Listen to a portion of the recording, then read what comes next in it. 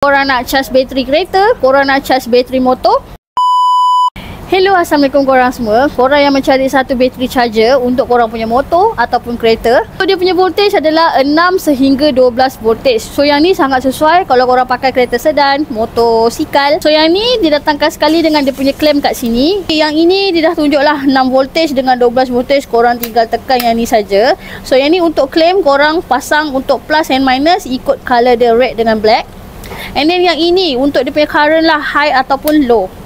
Okay, yang ini adalah switch on and off dia. Dan lagi satu ke indikator yang korang boleh baca. So, yang ni ada satu reset button dekat belakang kalau korang over current. And then untuk sebelah sini adalah dia punya fuse 3A. Okay, untuk kat yang ni dia akan bagi korang 2 tambahan fuse kat sini. Okay, yang ni jika fuse ni dah tak boleh pakai atau rosak lah. So, yang ni mudah kalau korang nak letak dekat rumah sendiri ataupun korang nak letak dalam kereta. Yang ni mudah bawa pergi mana-mana. Kalau korang nak, korang terus dapatkan di One Machinery Starlink.